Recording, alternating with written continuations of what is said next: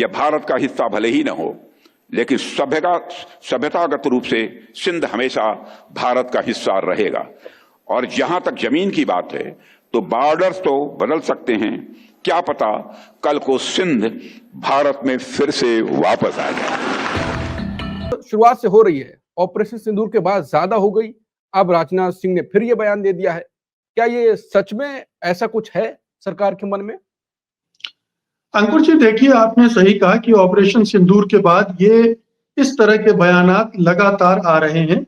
न केवल political leadership की तरफ से आ रहे हैं, बल्कि आप देखेंगे कि जो मिलिट्री लीडरशिप है उसकी तरफ से भी इस तरह के बयानात आ रहे हैं। तो ये इसका एक रीजन है। ऑपरेशन सिंदूर जिस ढंग से खत्म हुआ और उससे जो खिल्ली उड़ी मोदी सरकार की, प्रधानमंत्री मोदी की, जो कह रहे थे कि हम तो अब पीओके ले आएंगे, पीओके तो घुसने की हिम्मत नहीं हुई। 3 दिन में युद्ध समाप्त हो गया और उसके बाद जो कुछ हुआ हम सब जानते हैं। तो अब उसको मटियाने के लिए खुद राजनाथ सिंह भी बयान दे रहे हैं, सेना के प्रमुखों से बयान दिलवा रहे हैं। कुछ समय पहले सेना अध्यक्ष ने बयान दिया था कि जब गुजरात गए थे वो, तो कहा था कि भूगोल पाकिस्तान का बदल जाएगा।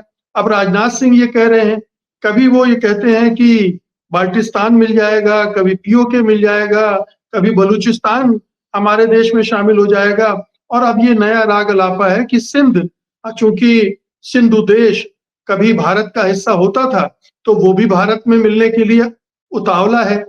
हम सिंध प्रांत के ऊपर एक बहुत कंट्रोवर्शियल स्टेटमेंट जो कि भारत के रक्षा मंत्री राजनाथ सिंह का आया है।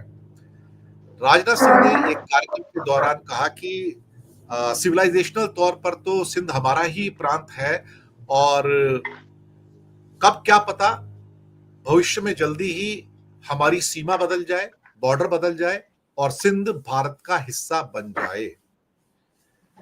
इसके ऊपर पाकिस्तान से भी स्टेटमेंट आ गए हैं, तीखे स्टेटमेंट है, क्योंकि जिस बारे में बात की गई है वो एक सेटल्ड बॉर्डर है। Gujarat, Punjab, Rajasthan, all these are settled border absolutely. इसके बारे में कोई डिस्प्यूट नहीं है कहीं पर भी। पीओके के बारे में डिस्प्यूट होता है, लेकिन पीओके के बारे में भी आज से 1-2-3 साल पहले राजनाथ जी कह चुके हैं कि हमारी सेनाएं तैयार है, जनता तैयार रहे, हमारी सेनाएं कभी भी कूच कर सकती हैं, लेकिन वो कभी हुआ नहीं। उसके बाद कहा कि पीओके हमारा होने जा रहा है, लेकिन अपने आप आ जाएगा। पहले बोलते थे कि हाँ हम एक्शन लेंगे, आप कहते हो अपने आप आ जाएगा। लेकिन सिंध प्रोविंस की कंट्रोवर्सी को छेड़कर मुझे लगता है कि ये स्टेटमेंट, राजनाथ सिंह का स्टेटमेंट, हमें दरअसल नहीं गिनना चाहिए। इसको हमें भारत सरकार का स्टेटमेंट लेना चाहिए, क्योंकि उनका ये स्टेटमेंट एक भारत सरकार के नुमाइंदे के रूप में है। तो इसको भारत सरकार का स्टेटमेंट क्यों ना गिना जाए कि इधर से क्या उबाल आता है उनको, कभी पीओके के ऊपर उबाल आता है, और पीओके के ऊपर तो हर तीसरे महीने उनका एक उबाल आता है, पीओके हमारा है, हम लेके रहेंगे। पर करते क्यों नहीं तुम अल्टीमेटली? जब ऑपरेशन सिंदूर हुआ था तो बोला था नहीं ये हमारा ऑपरेशन पीओके को लेने के लिए था ही नहीं। मुझे नहीं समझ में आता कि आप जिस किस्म के आपके सारे के सारे जो चीजें चल रही हैं, आप हिंदुस्तान को प्रॉब्लम में क्यों डालना चाहते हो? कल को ये लोग यूएनए में जाएंगे, फिर वही बात करेंगे, कहते हैं you are expansionist, we are not expansionist, you want to take over other lands.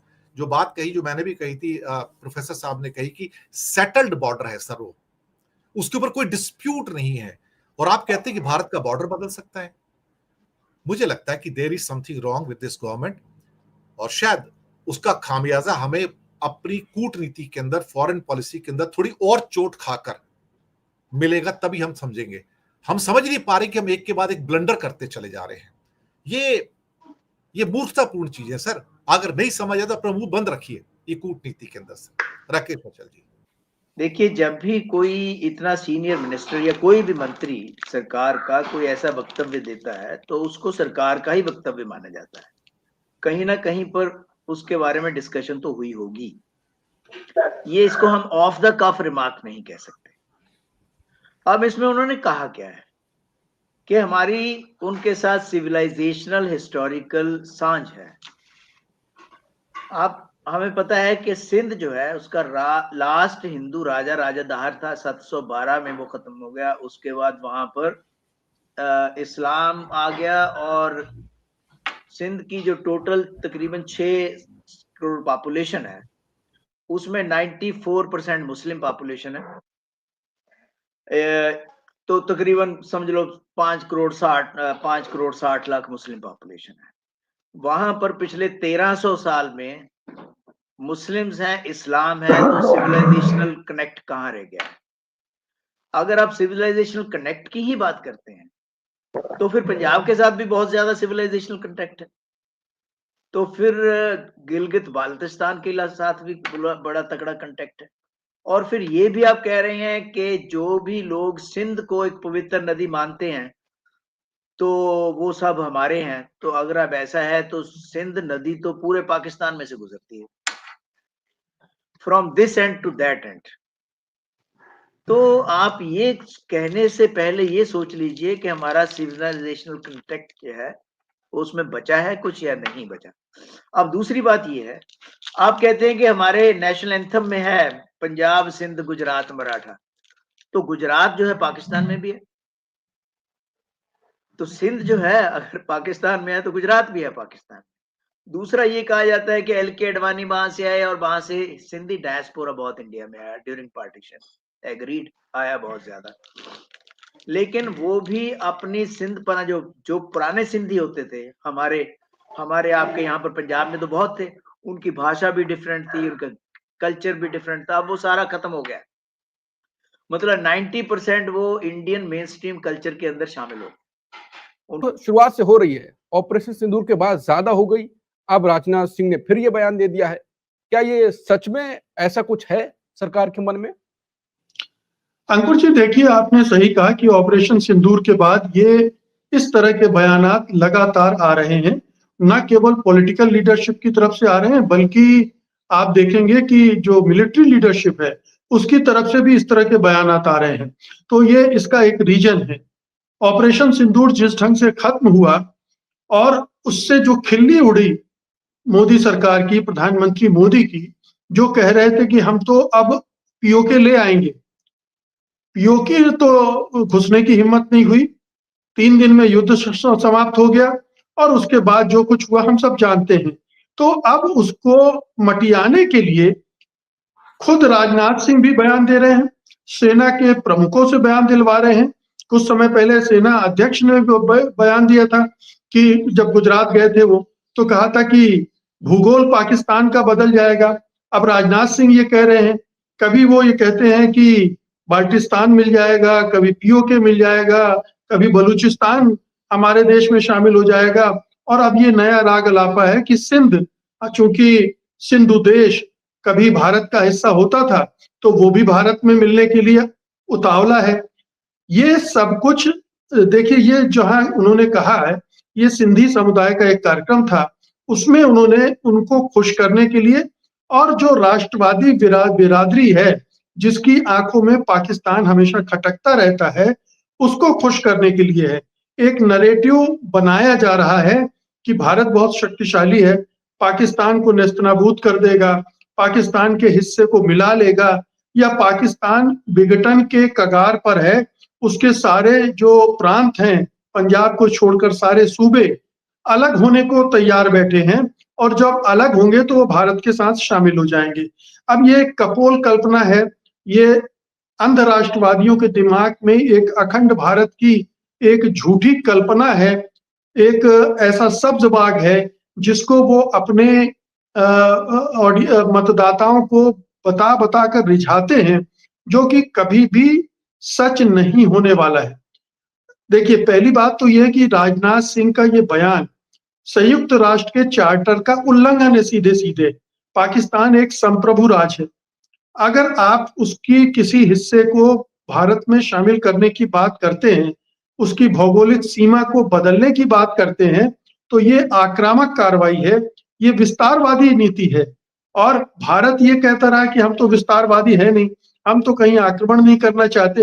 Rajnath Singh अभी भी कह सकते हैं कि हमने तो आक्रमण की बात कही नहीं, हम तो ये कह रहे हैं कि खुद आके मिल जाएंगे।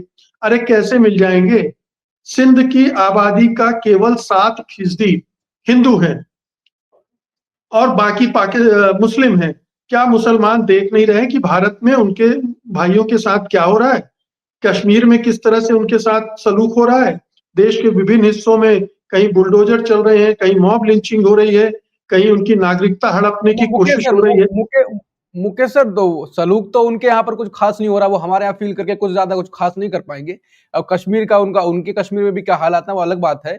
लेकिन यह है कि अगर आपने ये कहा कि जो राजनाथ सिंह ने ये बात कही है, हालात उनके भी ठीक नहीं, लेकिन ये कह सकते हैं कि राजनाथ सिंह ने जो बात कही वो ऑपरेशन सिंदूर के बाद उतनी हजम नहीं होगी लोगों को जितना पहले ये बात हो जाती।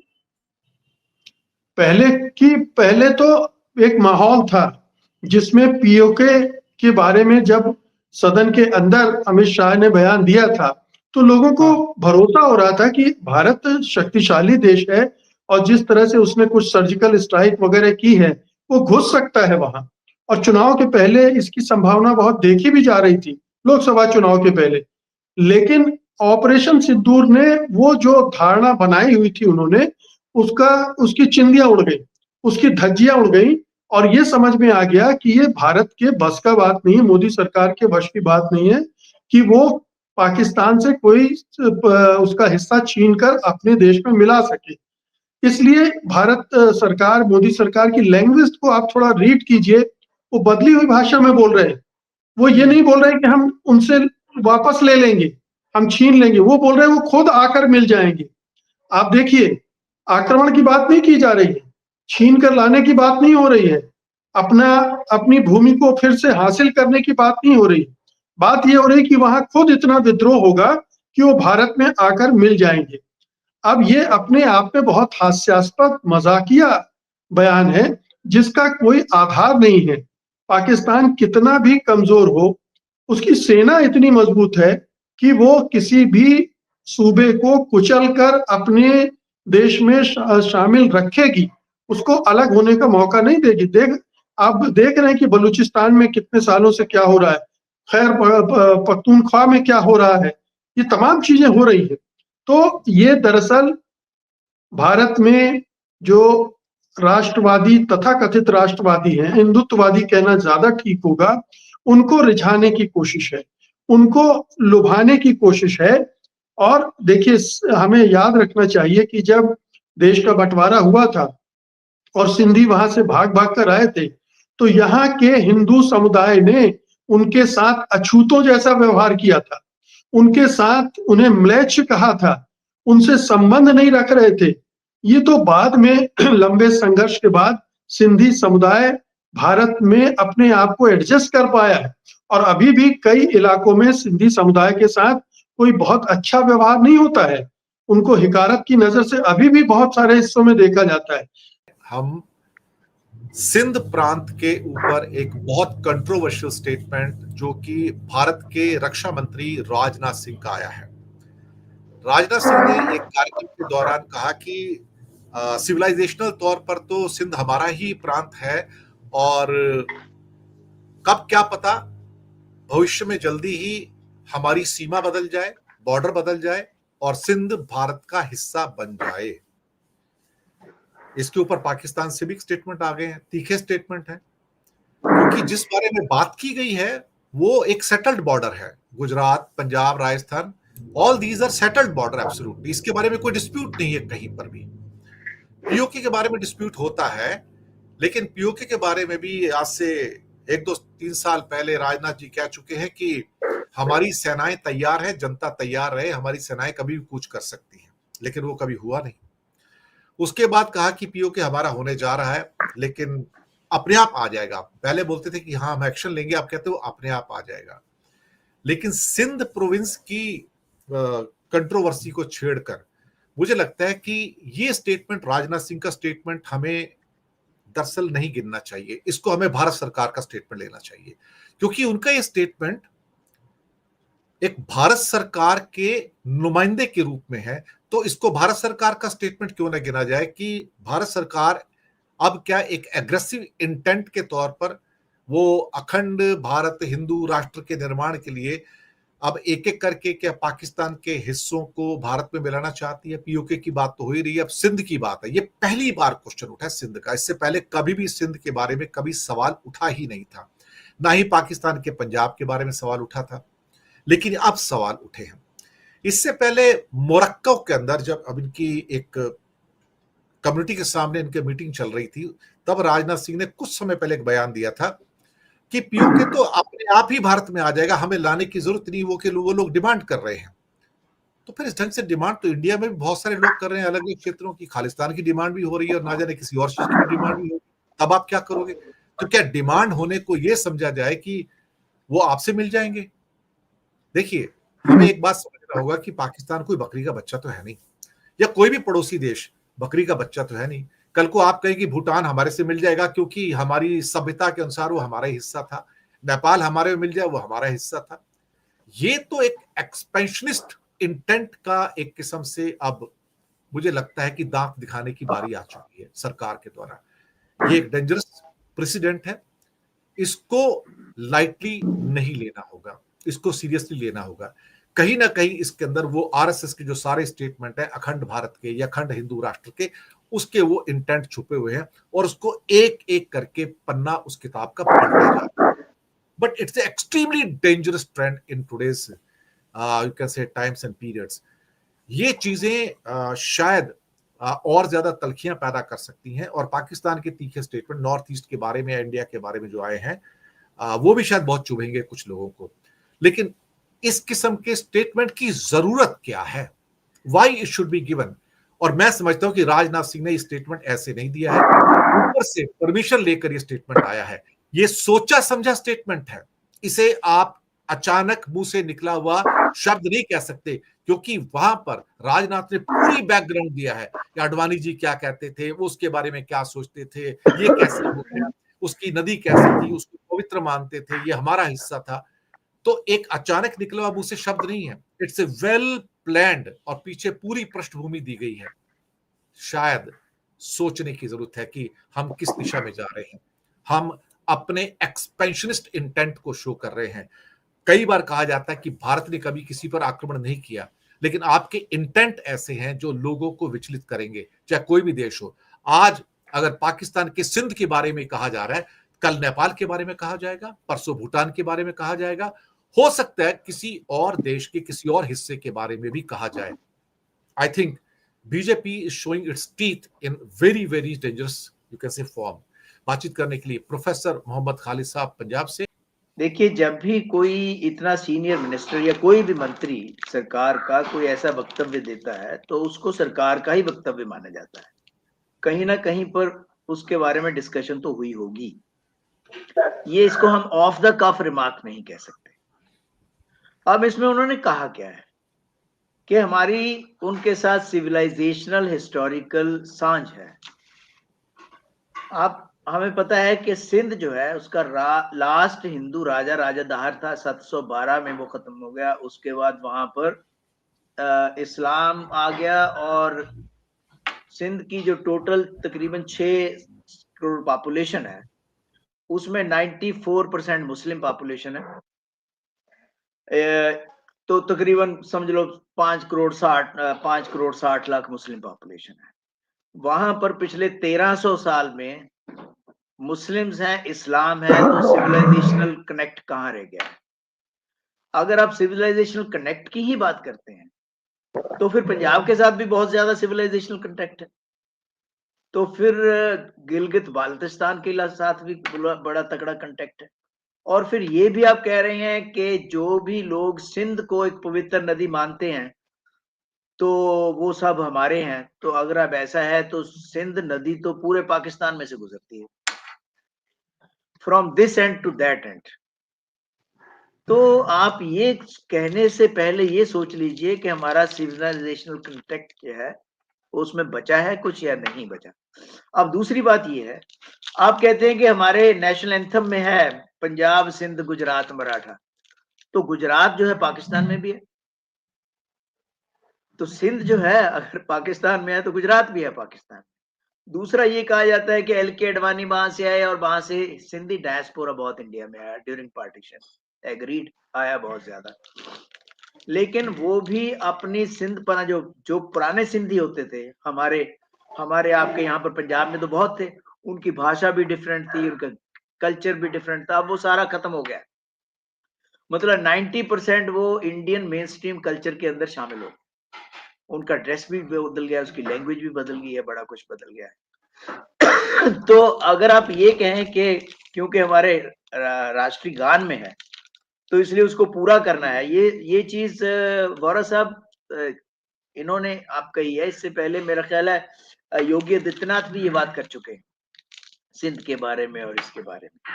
देखिए मैं आपको बताऊं कि ये बात भूल जाते हैं कि जब आप किसी टेरिटरी को क्लेम करते हैं तो उसकी पॉपुलेशन को भी साथ लेना पड़ेगा। ये नहीं है कि पॉपुलेशन पीछे रह जाएगी आप टेरिटरी क्लेम कर लेंगे। सिंध हमारा है, नहीं सिंध के लोग भी हमारे हैं। क्या आप इंडिया में 6 करोड़ और मुस्लिम पॉपुलेशन की एडिशन करना चाहते हैं? Are you ready for that? क्या आप तो पहले जो है उनके खिलाफ आपने अभियान छेड़ रखा है पिछले 10-12 साल से, उनको डेमोनाइज करने की वो किया जा रहा है, तो उसमें आप और ऐड कर रहे हैं। एक और चीज जो बहुत इंपॉर्टेंट चीज है इसमें कि सिंध जो है ये बहुत ही इंपॉर्टेंट एरिया है। कराची वहां पे है लार्जेस्ट सिटी पाकिस्तान का। जो सी पैक है वो सिंध में से होकर के गुजरता है। चाइना के वहां बहुत सारे प्रोजेक्ट हैं जो ये एनर्जी सिक्योरिटी प्रोवाइड करते हैं पाकिस्तान को। और ये देखिए कि गल्फ के बिल्कुल नजदीक है और उनकी ओपनिंग है इंडियन ओशन में, यानी कि अरेबियन सी में। तो ऐसे सेंसिटिव एरिया को आप कैसे कह सकते हैं कि अचानक, और फिर आप एक ऐसे कंट्री के बारे में बात कर रहे हैं जो न्यूक्लियर पावर है। जब अगर आप किसी कंट्री को डिसमेंबर करने की कोशिश करेंगे तो उसके हाथ में जो कुछ भी होगा वो चलाएगा, इंक्लूडिंग द न्यूक्लियर वेपन। उन्होंने भी बात पहले भी क्लियर कर दी। तो बोलने से पहले ये सोचना चाहिए कि उस इलाका, उस कंट्री के लिए जियोपॉलिटिकली कितना इंपॉर्टेंट है। सर क्रीक उसके साथ है। मैं आपको छोटी सी बात करता हूँ, सर क्रीक की हमारा डिस्प्यूट है। आप सर क्रीक ही लेकर के दिखा दीजिए, आप सिंध दूर की बात है, लेकिन वो नहीं हो सकता। आप ये देखिए कि वहां पर इंपॉर्टेंट गैरिसन्स हैं पाकिस्तान की। पाकिस्तान का जो 5 कोर वहां पे हेडक्वार्टर, हैदराबाद गैरिसन है वहां पे। पीएएफ का वहां पर बुलारी में अच्छा खासा बेस है। तो ये आप अचानक कहेंगे कि आ जाओ भी सिंध को, जैसे कुछ चीजों को समेट के आप अपने पल्ले में डाल लेते हो, ऐसे सिंध के डालोगे? क्या ये संभव है? ये पॉसिबल है? और इतने सीनियर मिनिस्टर से ये बात कहना, ये बात सुनना, ये बहुत ही दुर्भाग्यपूर्ण है। क्योंकि अगर आप कोई स्ट्रेटजी भी बना रहे हैं तो अपने दिमाग में ये तो देखिए कि जो ग्राउंड पे रियलिटीज क्या है। चाइना आपकी थोड़ी थोड़ी टेरिटरी ले रहा है, आप कहते हो चाइना के एक्सपेंशनिस्ट डिजाइन। तो आपके ये कौन से डिजाइन है? जब एक सेटल्ड बॉर्डर है और वो बॉर्डर हिस्टोरिकली एग्रीड अपॉन है, इंटरनेशनल बॉर्डर। तकरीबन सिंध का 700 किलोमीटर का बॉर्डर हमारे साथ है, गुजरात में और राजस्थान में। तो आप इतने बड़े बॉर्डर में कैसे आप कहते हैं अल्टर कर देंगे हम बॉर्डर को, बॉर्डर की सिचुएशन बदल जाएगी।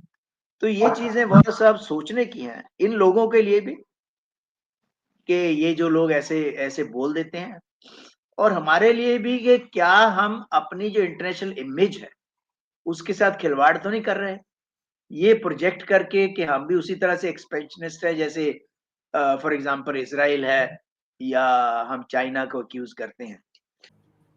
धन्यवाद बुरा जी। सोनी हमारे सैनी जी को और खालिद साहब को नमस्कार, आपके दर्शकों को नमस्कार। देखिए ये जो मुद्दा उछला है, राजनाथ सिंह हमारे रक्षा मंत्री हैं, उनकी तरफ से, ये दरअसल उतना गंभीर है नहीं जितना आपने समझ लिया है। ये दरअसल हेडलाइन जो मैनेजमेंट का एक हिस्सा है। अभी कोई मुद्दा उनके पास नहीं है तो उन्होंने एक धीरे से सुनना छोड़ दिया है। ये मास्टर रहे हैं, राजनाथ सिंह तो शिक्षक रहे हैं, और एक शिक्षक अगर अंतरराज्यीय सीमाओं के बारे में, इतिहास के बारे में नहीं जानता है तो उसका रक्षा मंत्री होने का कोई मतलब नहीं है। और अगर वो हेडलाइन मैनेजमेंट के लिए भी इस मुद्दे का इस्तेमाल करता है तो वो भी बड़ा हास्यास्पद है। आप देखिए, जितने 11 साल से भारतीय जनता पार्टी की सरकार है, अब माननीय रक्षा मंत्री प्रधानमंत्री के उम्मीदवार हुआ करते थे, लेकिन धकेल दिए गए, पीछे आ गए। तो अब वो केवल रिमोट बटन जब दबता है तो उतना बोलते हैं। संसद में भी बोलते हैं, आपने ऑपरेशन सिंदूर पर उनका भाषण सुना होगा। उन्होंने जेट विमान और दूसरे नुकसान की तुलना कॉपी, रबर और कटर पेंसिल से की थी। तो उनके पास एक शिक्षक का जो व्यापक दृष्टिकोण होता है वो तो है ही नहीं, और एक रक्षा मंत्री के नाते भी उनके पास व्यापक दृष्टिकोण नहीं है। वो या तो जैसा अभी खालिद साहब ने कहा, आपने भी कहा कि वो सेटल्ड बॉर्डर के बारे में नहीं जानते या सिंध का इतिहास नहीं जानते, और जो मन में आता है, जो ऊपर से कहा जाता है, वो धीरे से कह देते हैं। निश्चित तौर पर ये सामूहिक उत्तरदायित्व का मामला है। केंद्र के एक वरिष्ठ मंत्री ने अगर कहा है तो बात तो होगी, और बात होगी तो यही होगी कि आप विस्तारवादी और हिंदुत्ववादी सोच का मुजाहिरा कर रहे हैं। अब चूंकि ये बात पाकिस्तान ने भी इनके बयान के बाद कही है, तो अगर हम या सैनी जी या आप भी यही बात कहेंगे तो हम लोगों से कहा जा सकता है कि आप पाकिस्तान की बोली बोल रहे हैं। लेकिन बोली तो बोलनी पड़ेगी, क्योंकि जो बोली आप बोल रहे हैं वो उससे पूरे हिंदुस्तान का दुनिया में जो छवि है वो प्रभावित होती है। खालिद साहब ने बिल्कुल सही कहा कि इन्हें सोचना चाहिए कि इससे हमारी इमेज पर क्या असर पड़ेगा, हम क्या बोल रहे हैं, क्यों बोल रहे हैं। हम अपनी सीमाओं की को लेकर के, शुरू से लेकर के अभी 11 साल से हम सुन रहे हैं कि हम नेहरू जी को निशाने पर रखेंगे। उन्होंने चीन को इतनी घुसपैठ करा दी, म्यांमार को इतनी करा दी, इंदिरा गांधी ने लंका को ये दे दिया, वो दे दिया। लेकिन ये पिछले 11 साल में इनने अपनी सीमाएं कितनी सुरक्षित की, इसके बारे में कोई चर्चा नहीं। पीओके की बात करेंगे, कभी बलूचिस्तान का नारा आपको याद हो, पिछले साल प्रधानमंत्री ने दिया था कि बलूचिस्तान को हम आजाद कराएंगे। खालिस्तान की कोई बात करे तो आपको तकलीफ है। जम्मू कश्मीर की बात, अगर पृथक कश्मीर की बात करें तो आपको तकलीफ है कि हमारे अंदरूनी मामलों में दखल दिया जाता है। लेकिन आप बलूचिस्तान की बात कर सकते हैं, आप सिंध की बात कर सकते हैं, उस सिंध की बात कर सकते हैं जिस सिंध के स्वायत्तता के आंदोलन में, सांस्कृतिक संरक्षण के आंदोलन में, जो पाकिस्तान में जाने के बाद वहां हुआ है, उसमें आपका कोई हिस्सा नहीं है। आपने गाल में मौके के एक बयान नहीं दिया होगा। सिंधी भाषा को आधिकारिक भाषा बनाने के लिए पाकिस्तान के सिंध प्रांत के लोगों ने कितना लंबा आंदोलन किया, ये राजनाथ सिंह को नहीं मालूम। और उस आंदोलन की वजह से सिंधी भाषा को वहां आधिकारिक भाषा की मान्यता मिली, ये राजनाथ सिंह को नहीं मालूम। इन्हें बस इतना मालूम है कि आडवाणी जी सिंधी हैं और वो सिंधी, और वहां का सिंधी और हमारा सिंधी एक है। अरे भाई, अब खालिद साहब ने भी बता दिया कि जो सिंधी हिंदुस्तान आ गया वो पाकिस्तान का सिंधी नहीं रहा। अब तो वो मुसलमानों में भी शादी करता है। आडवाणी जी के मुसलमानों में शादी हो गई उनकी बिटिया की। तो ये खामखा का बवंडर करके भारत की छवि को बिगाड़ना और भारत को इजराइल के समकक्ष रखना, चीन के समकक्ष रखना, रूस के समकक्ष रखना, जिनकी नीतियां विस्तारवादी हैं,